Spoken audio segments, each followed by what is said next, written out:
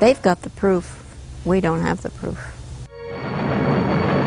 The military establishment's fear of a nuclear war couples later on with fear of biological and chemical bacteria over highly populated areas, or spray into the air invisible chemicals that can kill thousands on contact.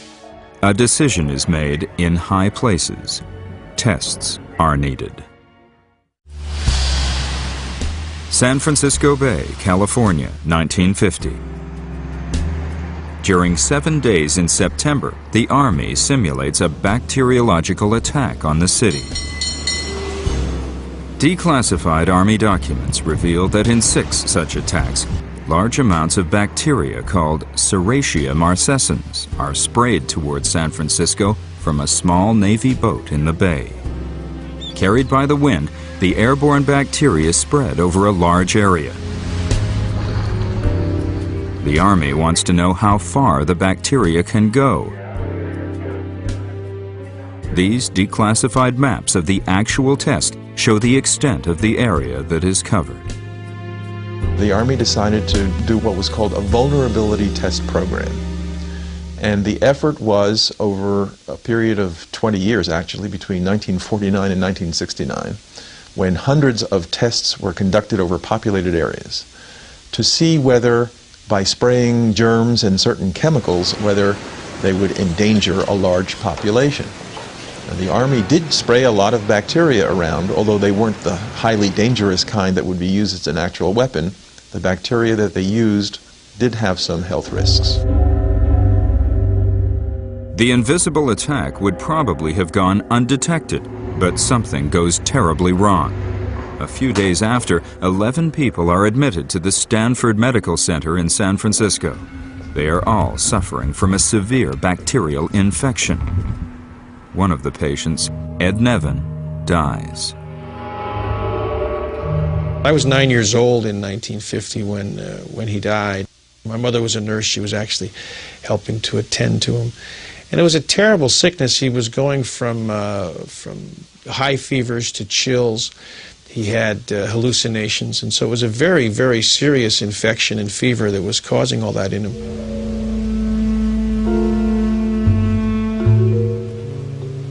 The Serratia marcescens infection is so unusual to the doctors and scientists at the hospital that 3 of them team up and write a scientific article about it. At the time, the doctors are unaware of the tests the Army had conducted using the same type bacteria just days before. The scientific article is published in October 1951 in the Journal of the American Medical Association, reaching a very limited readership. However, the Army does see the article, and a panel of 4 military scientists reviews the case. Some months after, they concluded, and this is a very strange conclusion, that the Army's bacteria and the bacteria that caused the infections in the hospital were not of the same strain or the same nature, and that any relationship was apparently coincidental. That was a real stretch.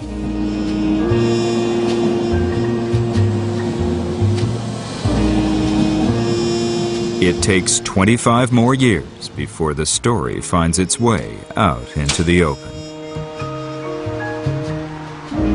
I carried the morning paper on December 22nd, 1976 to the BART station.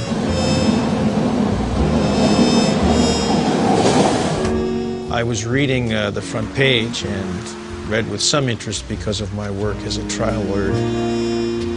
The front page told a story of testing that was done in 1950 in San Francisco. I was surprised, but actually somewhat cynical as a trial lawyer. Nothing surprises me anymore was sort of my then 35-year-old attitude. I turned the page and was shocked to find my grandfather's picture.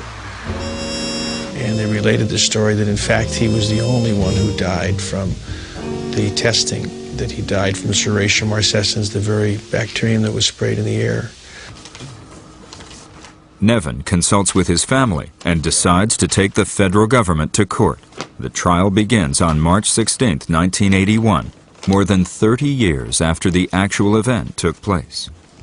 The heart of the case to me was that you can't test American people like guinea pigs. I mean, if we have anything in our country, we proudly look at with disdain upon the practices of the Soviet Union and the Iron Curtain countries of those days in the midst of the Cold War. So the heart of the case to me was this terrible discovery that we were no better than what we were describing. Reaction was disbelief. I thought, no, never. This is not true. And I was in denial for many, many months. And during that denial time, I was really determined. I'm going to find out everything about this. She is not alone. Public hearings soon follow. Necessarily the optimal risk assessment. Many come to hear testimonies, to listen to the experts. Total disclosure and nothing but. Diane's own memories start coming back. I vividly remember being lined up, going into the music room. There was an older gentleman sitting in a chair with a light wand in his hand, and he was passing this over our bodies on the outside of our clothing. I started contacting my old school pals. I started keeping a list of illnesses. The bottom came for me when I found out that 4 of my pals that lived directly across the street from me on Clinton Avenue had all died of cancer. These are 4 separate families in no way related health-wise. They died within a year of each other back in the early 80s when these people would have been in their 40s. And I thought, well, this doesn't quite seem like a coincidence to me. During her research of declassified documents, Diane finds that Army doctors came back to the Clinton School the following year, 1953. They found a high rate of asthma, respiratory problems, and some cases of pneumonia. A report of the Minnesota Health Department also found that in the same year, the rate of infant mortality in Minneapolis is unusually high. The causes listed are pneumonia and other respiratory problems. The toxicity of zinc cadmium sulfide is virtually unknown today, just as it was in the 1950s. If it remained in its native zinc cadmium sulfide state, it probably presents a low toxicity to people and to the environment. But we don't know to what extent the zinc cadmium sulfide might be acted upon by bacteria or other agents in the environment to break it down. And if it broke down, there is a possibility that the breakdown products are much more toxic than the zinc cadmium sulfide itself. As of today, there is no conclusive evidence that the zinc cadmium sulfide is responsible for the ailments reported by the Clinton School's graduates, and the Army still maintains that the chemical used for the simulated test is perfectly safe. They have not been forthcoming. They have not been helpful. The fluoroscoping they totally denied. And